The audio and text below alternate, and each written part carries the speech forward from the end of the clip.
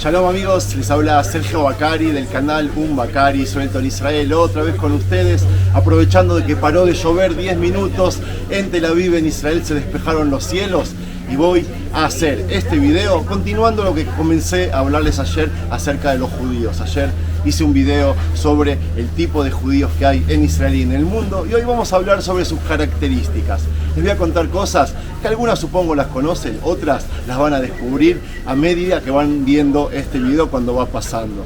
Judíos no solo hay en Israel, hay en todo el mundo y supongo que muchos de ustedes los conocen como vecinos.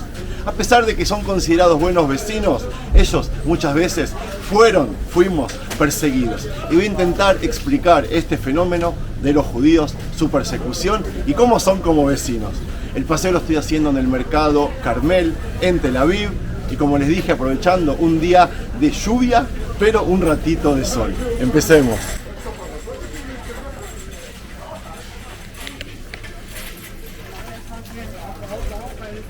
Amigos, como les contaba ayer en el video que hice en el mercado de Jerusalén, Mahané Yehuda, los judíos somos un grupo étnico y religioso con raíces en el antiguo Israel y en la tradición religiosa del judaísmo. No somos una religión, la religión judía es parte del judaísmo. Muchos judíos siguen practicando la religión judía, esa religión monoteísta que sigue las enseñanzas contenidas en la Torá y en otros textos sagrados. Pero ellos reflejan solo una parte del pueblo. La mayoría se guía por las costumbres, la historia y la tradición judía. Si hablamos de las características, debemos tener en claro que los judíos hemos sido parte importante de la historia mundial. Hemos sido perseguidos y muchas veces malentendidos sobre nuestras creencias. Y de ahí que es conveniente que tengan claro quiénes somos y cuáles son nuestras características. Para eso este video.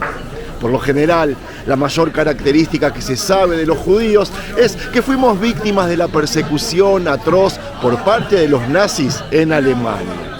Pero amigos, eso no es todo.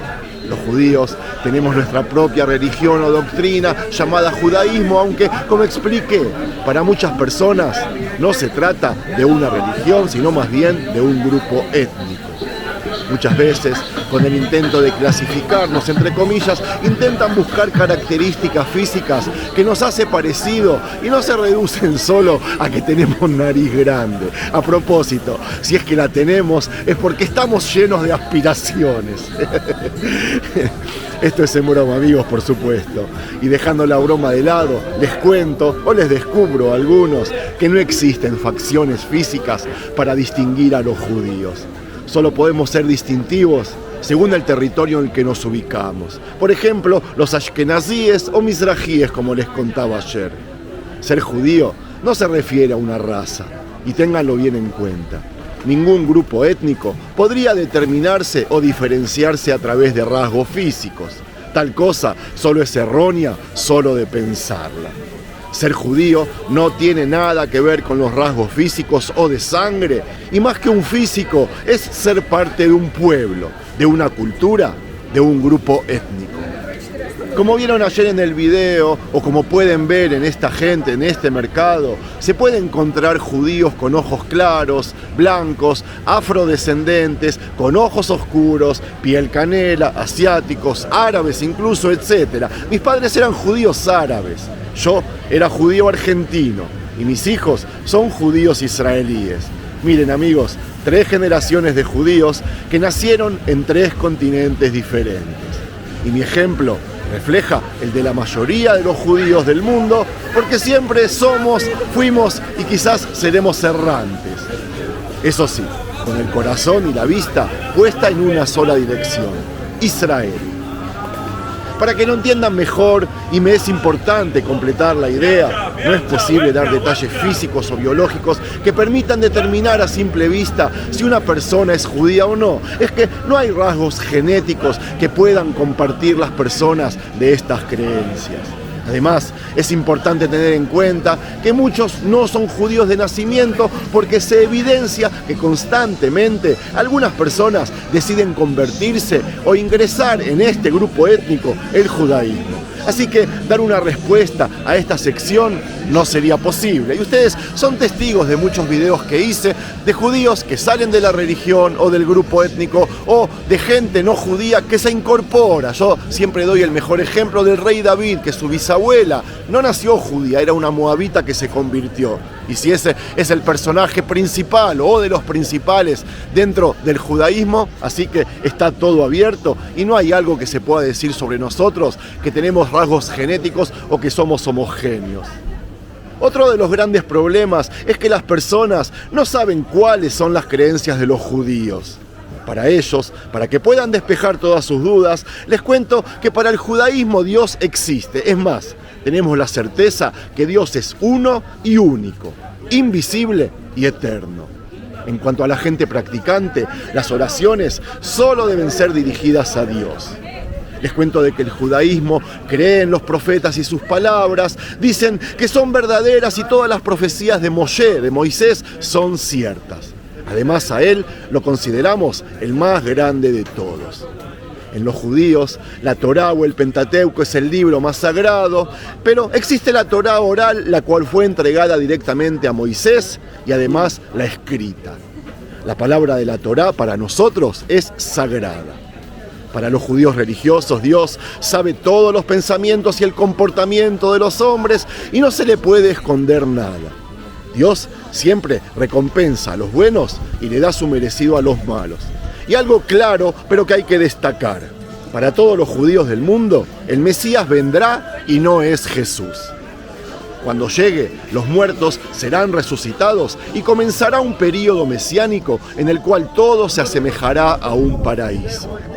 Los judíos, les cuento, tenemos creencias fieles a la Torá y nuestro comportamiento es acorde a lo que allí está escrito.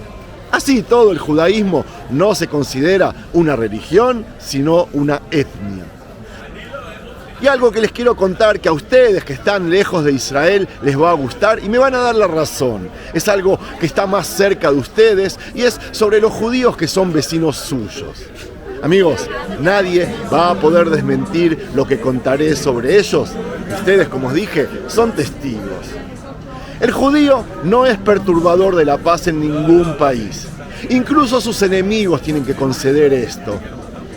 El judío no es un holgazán, un vago, no es un borracho, no es un escandaloso, no es un violento, ni tampoco un alborotador. En las estadísticas del crimen de sus propios países, fíjense si no me creen, su presencia es casi nula. Los judíos tienen muy poco que ver con asesinatos y otros delitos violentos y es un extraño para el verdugo. Su nombre raramente aparecerá en la larga lista de asaltos, borracheras y desórdenes del juzgado de la guardia. Su familia está entretejida por los afectos más fuertes. Sus miembros muestran entre sí el debido respeto y la reverencia hacia los mayores es una ley inviolable de toda casa judía. Amigos, el judío no es una carga para la beneficencia estatal ni municipal y ustedes lo pueden comprobar. Estas podrían cesar en sus funciones sin que él se viera afectado. Cuando se encuentra suficientemente bien, trabaja. Cuando no está en condiciones de hacerlo, su propia gente, su propia comunidad, cuida de él. Un mendigo judío, es verdad, no es imposible. Quizás algo así podría existir, pero pocos hombres pueden decir que han visto ese espectáculo de un judío pidiendo limosna. Así todo, los judíos han sido llevados al escenario de muchas formas poco halagadoras, pero nunca fue representado como un mendigo. Cuando un judío, Dios no lo permita, se ve en situación de mendigar, su gente, su comunidad, lo va a librar de la necesidad de hacerlo. Las instituciones venéricas de los judíos se sostienen con el dinero judío y con creces.